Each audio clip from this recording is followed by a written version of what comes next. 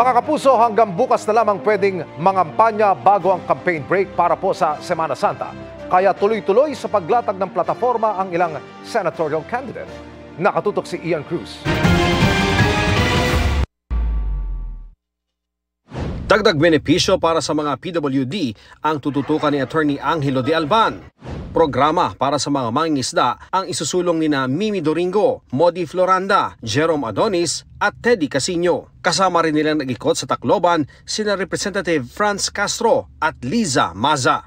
Nag-motorcade at dumalo sa rally sa CDO at Misamis Oriental si Senator Bongo. Nasa pagtitipon din si Philip Salvador at Senador Bato de la Rosa. Murang pagpapaospital ang tututukan ni Congressman Rodante Marcoleta.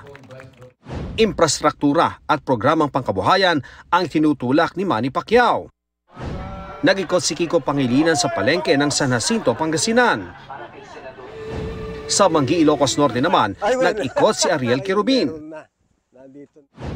Humarap naman sa mga lider ng kabataang barangay si Senator Francis Tolentino. Pagsasabatas ng 200 pesos legislated wage hike ang pangako ni Bam Aquino. Proteksyon ng indigenous people ang tiniyak ni Representative Bonifacio Busita.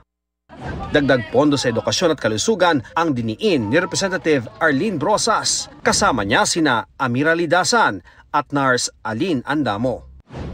Mga tribal leader ang kinausap ni Allen Capuyan sa Misamis Oriental. Women empowerment ang isa sa advokasya ni Senator Pia Cayetano.